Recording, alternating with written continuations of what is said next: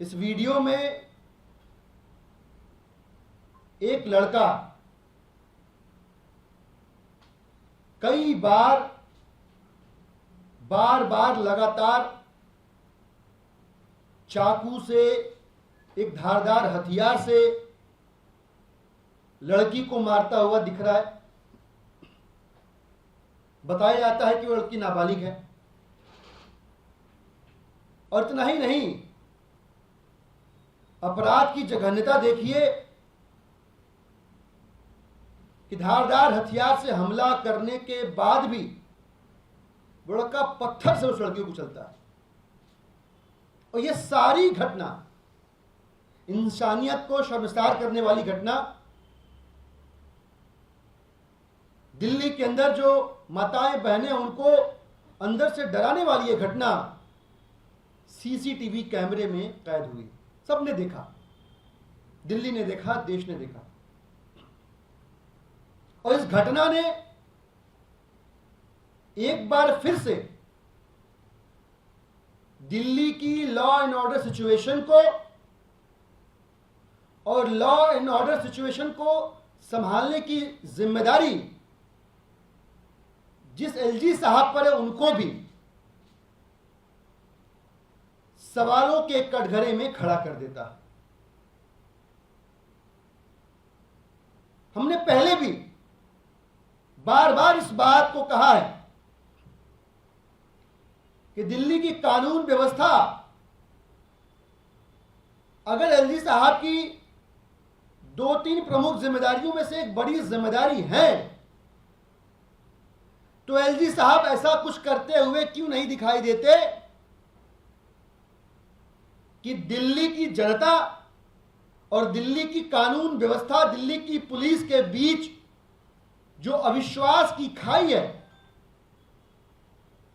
वो कम होती नजर आए। ऐसा करते हुए एलजी साहब कभी भी क्यों नहीं दिखते?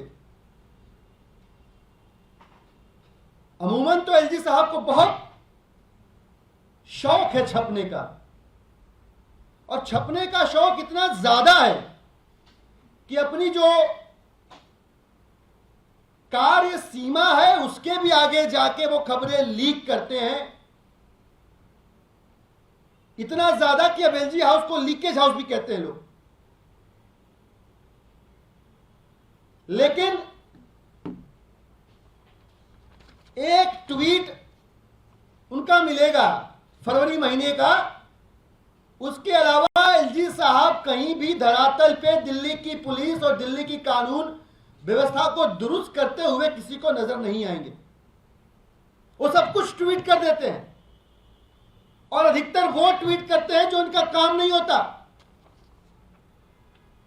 मैं आज पूछना चाहता हूं एलजी साहब से,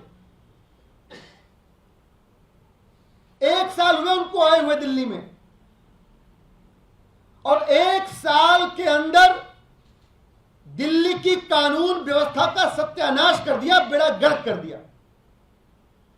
बड़ी जिम्मेदारी से कह रहा हूं मैं, अगर कोई पूछ ले दिल्ली के अंदर कितने थाने, उनको पता भी नहीं होगा। मैं जानना चाहता हूं एलजी साहब से, आप तो वैसे जल बोर्ड के काम के लिए नौका विहार करने निकल जाते हैं, फ्लड के काम के लिए निकल जाते हैं पब्लिक में। दिल्ली की कानून व्यवस्था को लेकर आप कितनी बार पब्लिक में गए हैं? कितनी बार आप जनता के बीच गए या दिल्ली के किसी थाने में गए और वहां आपने किसी फरियादी से बात करके पूछा हो कि पिछले 1 साल से जिस दिल्ली को सुरक्षित करने की जिम्मेदारी मेरे कंधों पे है, उस दिल्ली में रहकर दिल्ली वासियों आपको कितना सेफ फील हो रहा है, मुझे बताइए। कितनी बार आपने ये पूछा? कितनी बार आपने थानों का दौरा किया है? एलजी साहब, आपको तो शायद पता भी ना हो, दिल्ली के अंदर विधानसभा स्तर के थानों की समितियां भंग की गई। एमएचए ने कहा रिइंस्टेट करो, वो रिइंस्टेट भी नहीं हुई, और सांसदों को, आपके सांसदों को, बीजेपी के सांसदों को दिल्ली की कानून व्यवस्था से कुछ लेना देना नहीं है। जो डिस्ट्रिक्ट की कमेटियों को चेयर करते हैं, थाना लेवल कमेटियों, और वो इसलिए कि उन सबके मुखिया आप हैं। आपको भी दिल्ली की कानून व्यवस्था से कोई मतलब नहीं है। मैं 1 साल का डाटा बताता हूं एलजी साहब आपको। जब से आप एलजी बने हैं दिल्ली के अंदर, और ये हम नहीं कह रहे, एनसीआरबी का डेटा कह रहा है। एनसीआरबी अरविंद केजरीवाल जी की आम आदमी पार्टी की एजेंसी नहीं है, सेंट्रल गवर्नमेंट की एजेंसी है। एनसीआरबी का डेटा कह रहा है रोजाना 2 बलात्कार दिल्ली के अंदर हो रहे। बताइए आप क्या कर रहे हैं? आपको नींद कैसे आ रही है? दिल्ली के अंदर जो घटना हुई आज और इसके पहले की जो घटनाएं हुई हैं, महिलाओं के प्रति अपराध की जो घटनाएं हुई हैं, महिलाएं डरी हुई, हमारी माताएं बहनें सहम कर सवाल पूछ रही हैं केजरी साहब वो दिन कब आएगा जब आप अपनी सियासी नींद से जागेंगे और दिल्ली की महिलाओं को सुरक्षा का भरोसा दिला पाएंगे। रोजाना 2 रेप हो रहे दिल्ली के अंदर। आपके पास इसको रोकने का न कोई उपाय है, न आपने इनको रोकने के प्रयास किए, इसका कोई प्रमाण है आपके पास। मैं आपको आंकड़े देता हूं,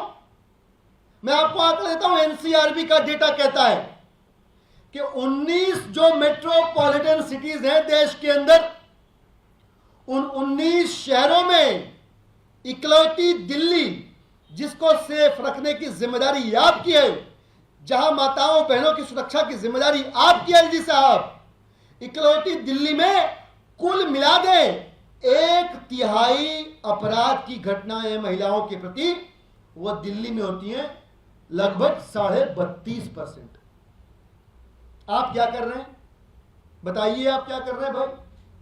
4 महानगर है दिल्ली के अंदर, देश के अंदर। आप 3 महानगरों के अपराध के आंकड़े अगर क्लब कर देंगे, उससे ज्यादा अपराध सिर्फ दिल्ली में हो रहा है। ये पिछले 1 साल का बता रहा हूं मैं। एनसीआरबी का 2022 का डेटा मैं कोट कर रहा हूं आपके सामने। एक काम आपके पास कि दिल्ली को सेफ फील करवाइए, दिल्ली की महिलाओं को, माताओं बहनों को सुरक्षित महसूस करवाइए। आप वो कर नहीं पा रहे। आपको इस बात से फुर्सत नहीं कि अरविंद केजरीवाल जी जो दिल्ली की जनता के लिए काम कर रहे हैं, जो सुविधाएं दे रहे हैं, उसको कैसे रोक दूं, इस बात से आपको फुर्सत नहीं। सुप्रीम कोर्ट के आदेश की अवहेलना कैसे कर दूं, इस बात से आपको फुर्सत नहीं। यह सब कुछ क्या दिखाता है?